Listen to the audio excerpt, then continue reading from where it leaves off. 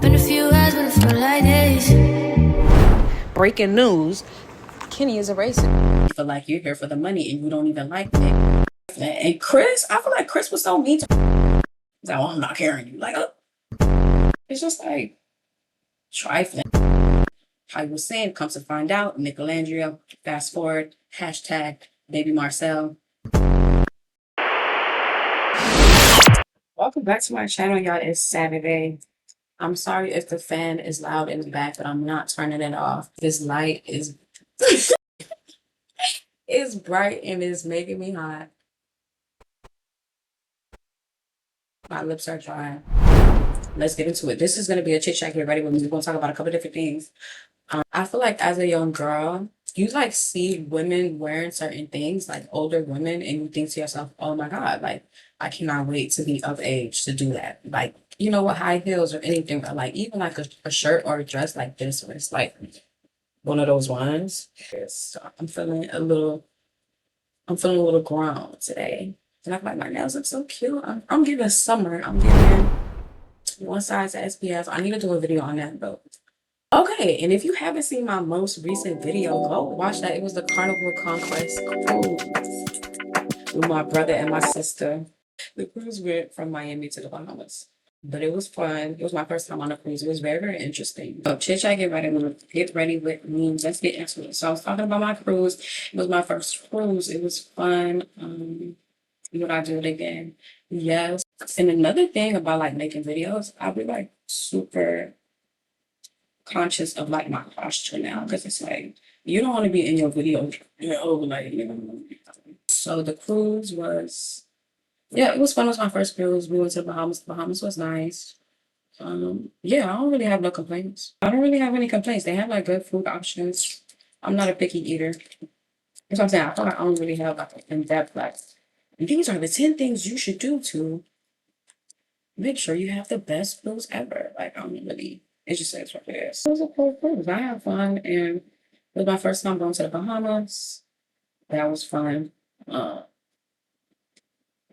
But yeah, I want to try a different cruise line because I feel like this one was a little bit more family oriented, and there's nothing wrong with that because I did go with my family, so it's like whatever. But I want to go.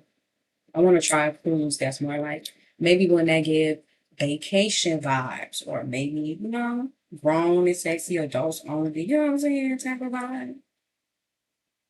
I feel like that would be cute.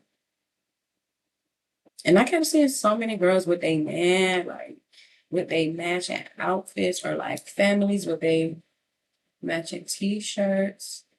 I feel like everybody was matching. Yeah, let's talk Love Island. I just feel like I'm glad the show's over. Okay, yeah, Love Island. I just feel like this season was just like, I don't know. I feel like everybody on this season wanted to have a moment, wanted to be famous. I don't know. It was weird. I guess the only person who I feel like didn't really. I don't know.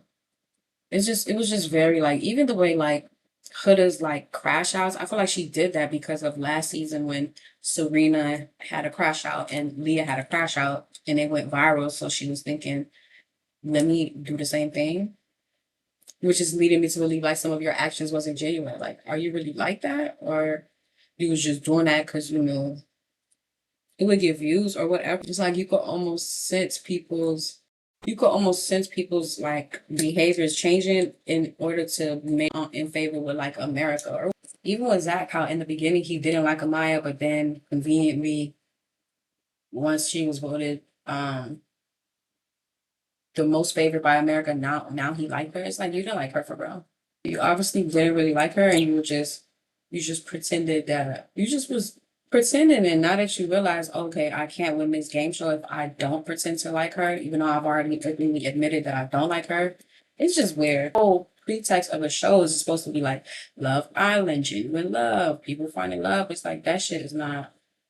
I did not believe it for 1 second. Like, the only people I believed were Shelly and Ace, and they got sent home. And it's just like way more people was watching it this season that wasn't watching it before. And maybe younger people, like kids in middle school. I don't know. Because at a certain point, people were just voting for like the person that they like, not even a couple. Even though, again, the context of the show is like Who do you think is genuinely in love? Who do you think has the best connection? Who do you think is actually gonna stay together when they get off the show? And put a game like this following, and it's like people voting to keep putting there. And it's like, even if she had like an entertainment factor, all of the men she was in love with wasn't really fucking with her. I don't know. It's just like, why would you? She was very toxic. She brought the energy down. Eyebrows are rolling me today. But I just keep doing what I need to do. It's one of them days where everything that could go wrong, low key, is going wrong with my makeup. Yeah, so it's like people were voting for Huda, and it's like, oh, we're gonna keep her even though she's toxic and terrorizing everybody on the island. It's just like, okay, this is no longer about love. This is, in fact, Friendship Island.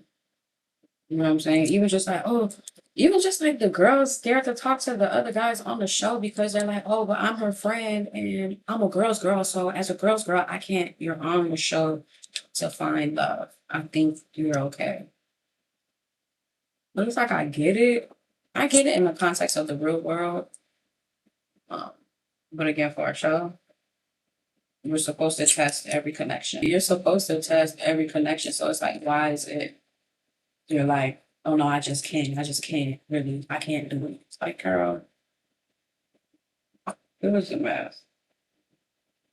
And then the winners was, I can't even tell you, the winners was Amaya. And it's like, okay, I could see Amaya and Brian. He did stand up for her. He did choose her before he found out she was America's favorite. Cough, cough, Zach.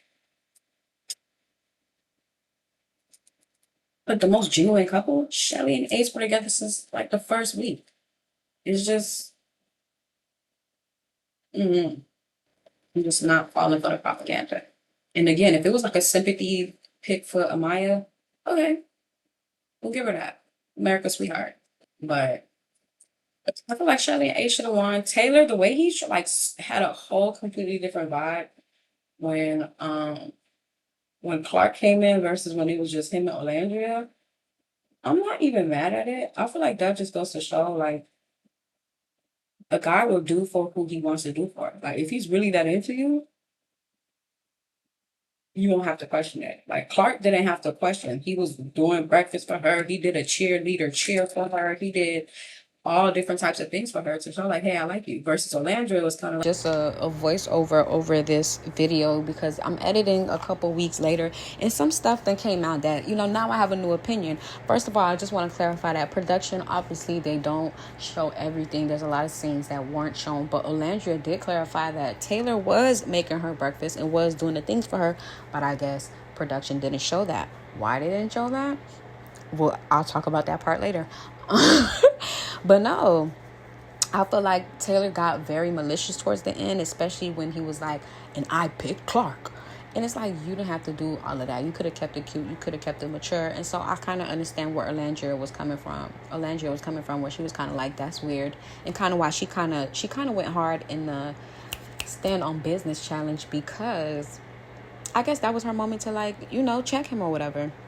And also fast forward to see the way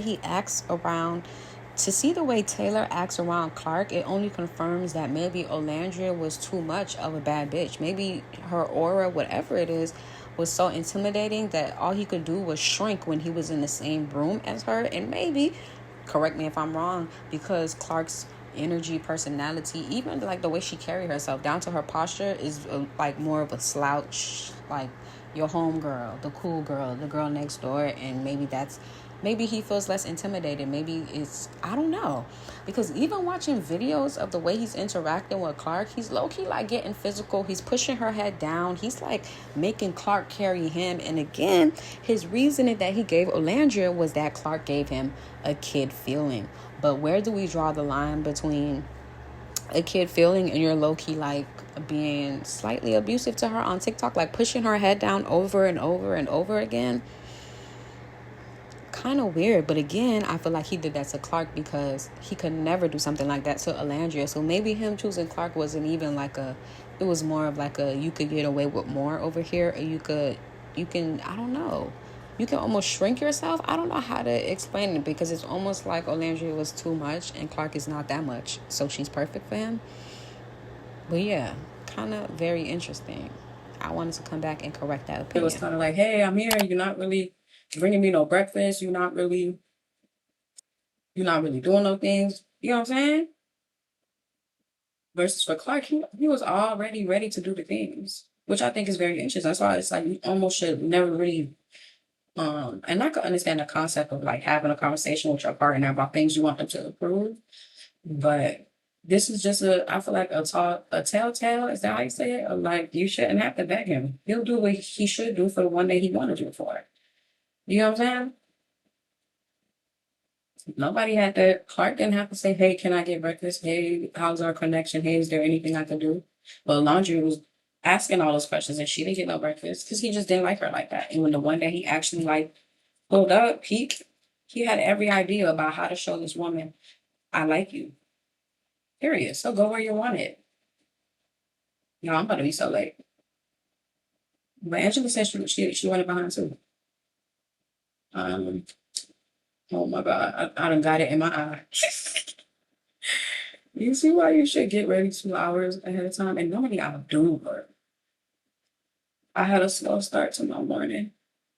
But what else did I want to say about Love Island? I feel like there was a lot of filler characters. It kind of felt like Total Drama Island. It kind of felt like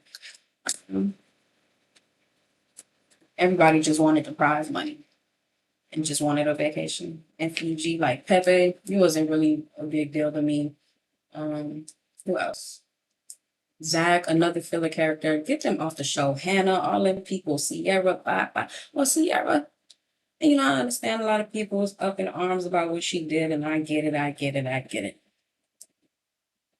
But she was just another filler person. She didn't really have no personality. And if you see that clip, I'm gonna see if I can find it where she like moves her. Is America's favorite because I clocked this and I feel like this just further proves how calculated Sierra is. And if you didn't notice this, let's take a look at how all of the girls were seated at the start of the challenge. As you can see in this screenshot, we have the PPG wannabes, Olandria, Sierra, and Shelly seated front and center. Then we have the Casa girls in the second row, and in the last row, we have Andreina and Amaya. Now let's take a look at how the girls are seated after they did the challenge and heard America's results. Because you'll see in this screenshot that everybody is in the same row. We still have all three Casa girls in the middle. We still have Olandria, Shelly, Huda, and Iris in the front. But notice that the only girl who changed their row was Sierra, and look who she's sitting right next to, America's favorite, Amaya. And when she was seated up there, you could see her trying to make little comments under her breath to Amaya to try to create this little bestie friendship that was never really there. She just realized that Amaya is the actual people's princess and not her little trio, so now she's trying to get in favor with America.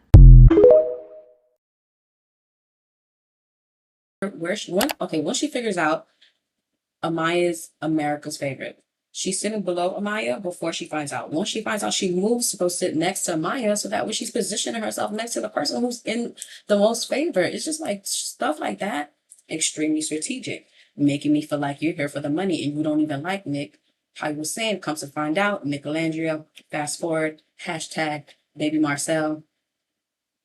And if you don't watch the show, none of what I just said is gonna make any sense. No, for real. If you don't watch the show, you're really not gonna catch none of what I just said.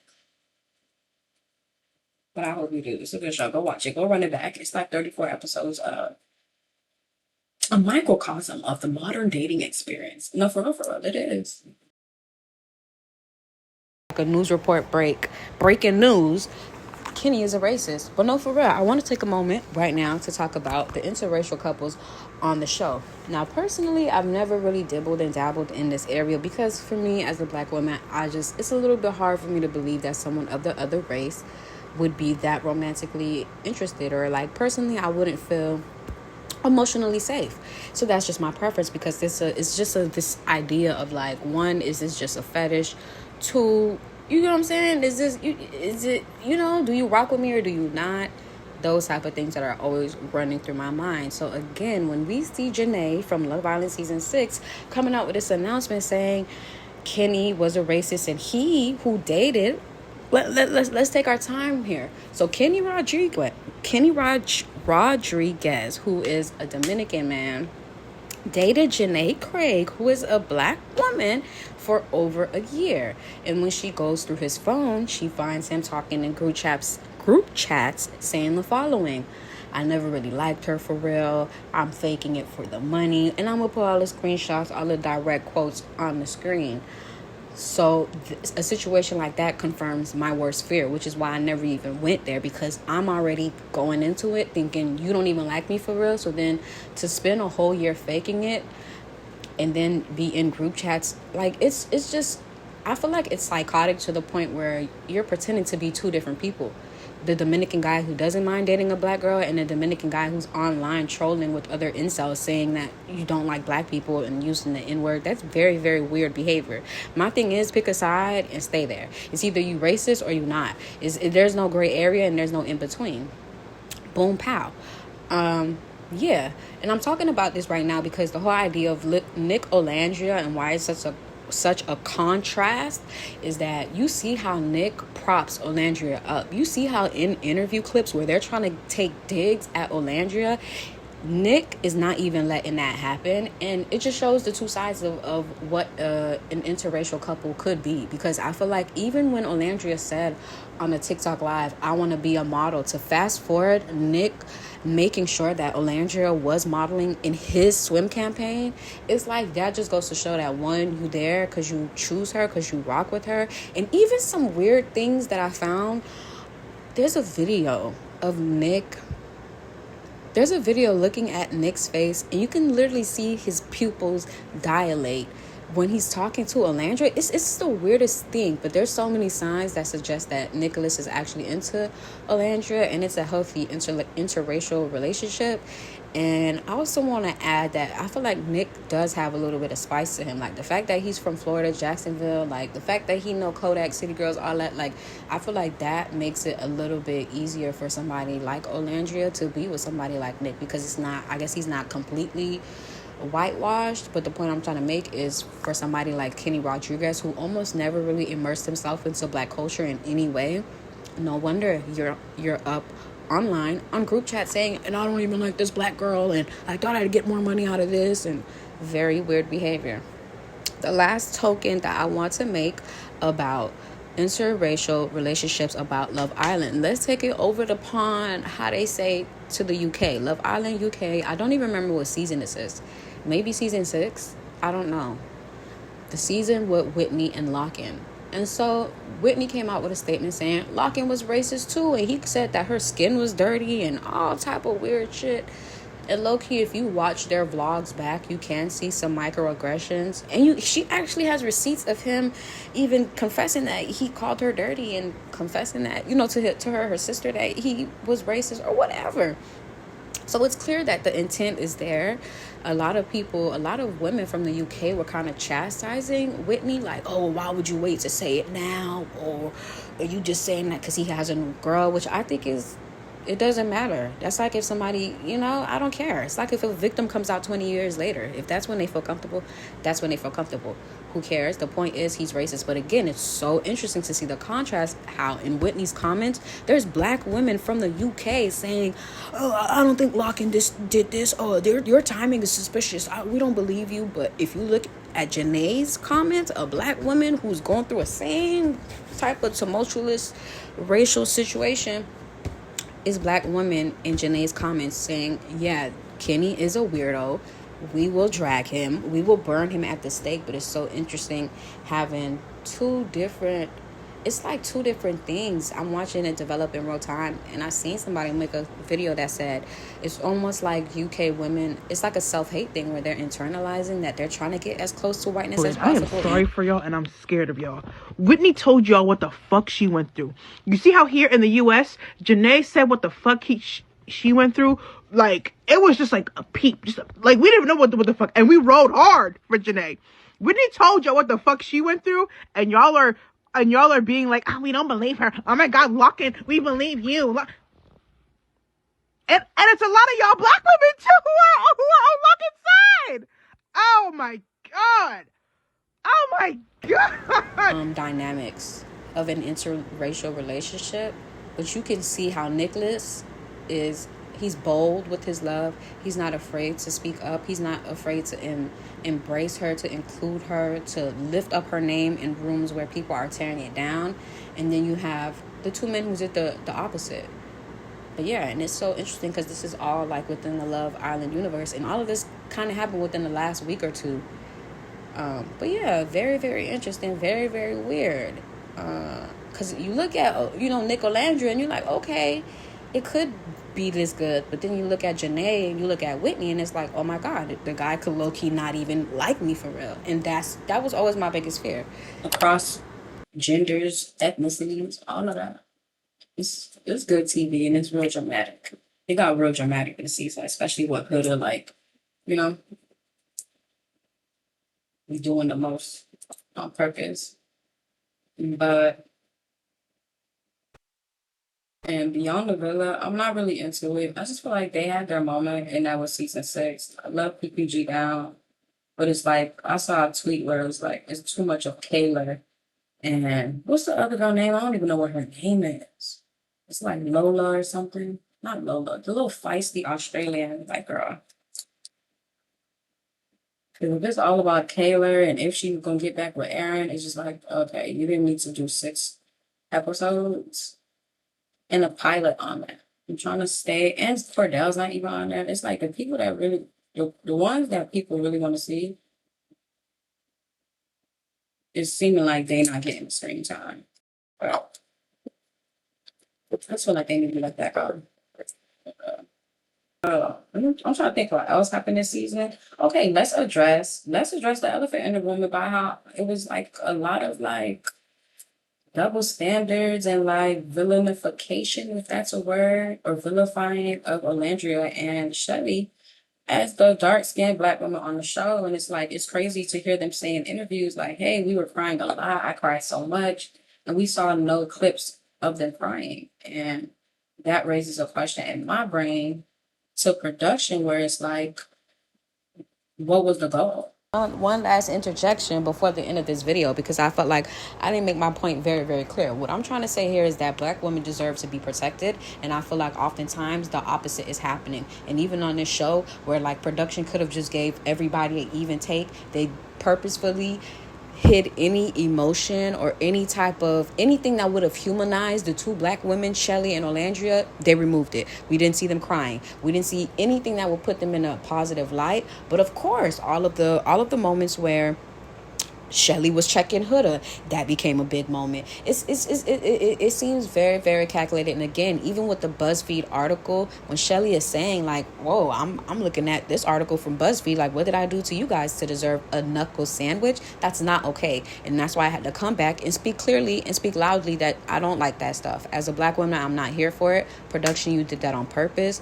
And again, the narrative that Shelly and Olandria were the angry Black women on the island is what production was trying to spin. But again, I ask, if Shelly was saying I cried almost every single day on the island, how is she the angry Black woman? If Olandria, if every islander said they always went to Olandria for advice, they always went to her for comfort, how or why would production try to paint the opposite picture?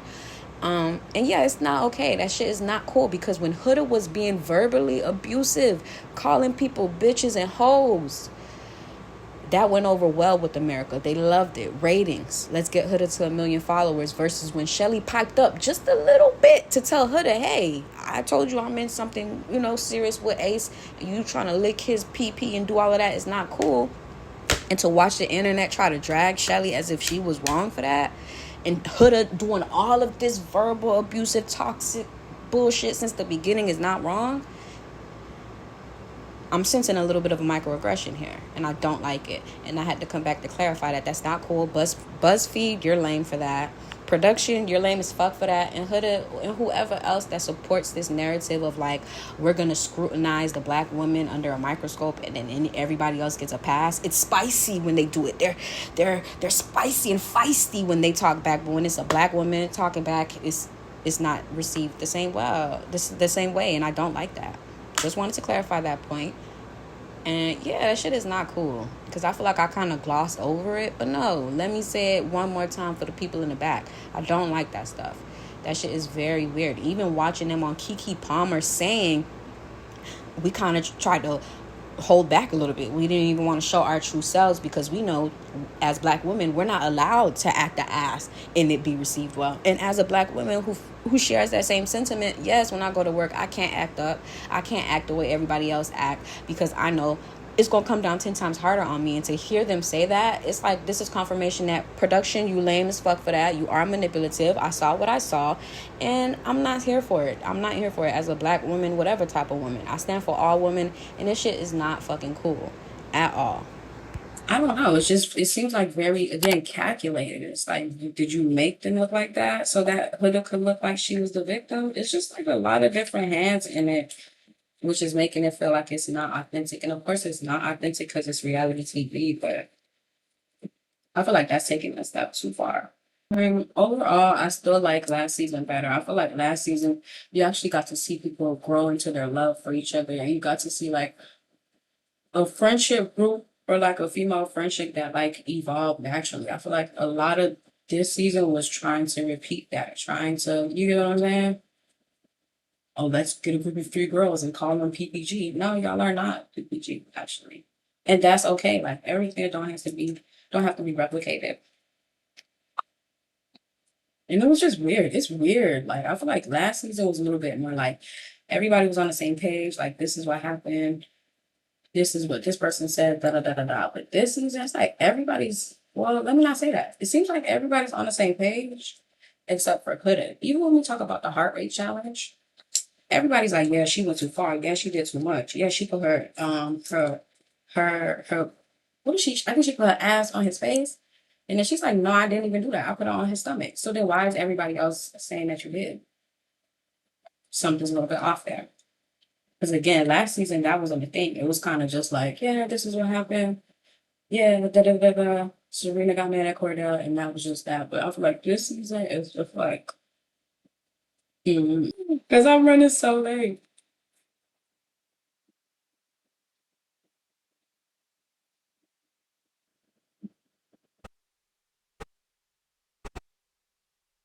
But yeah, it was an interesting season. Oh, I just broke my lip pencil and hand.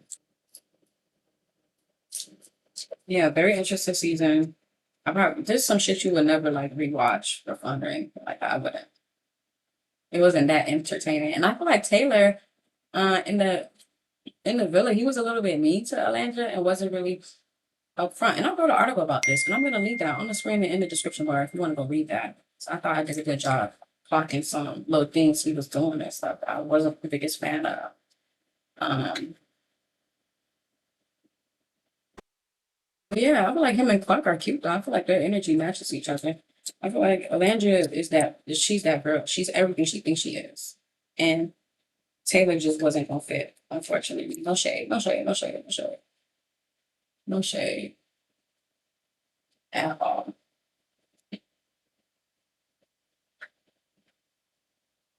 I need to put on some lashes. Let me see if I can find some lashes and then we're done. Like I said, it was an okay season. I definitely still like season 6 over season 7. Um, and I'm not just saying that because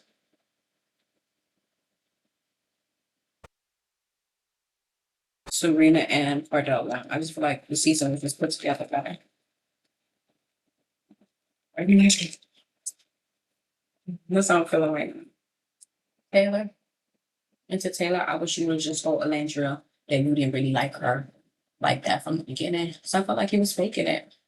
Um,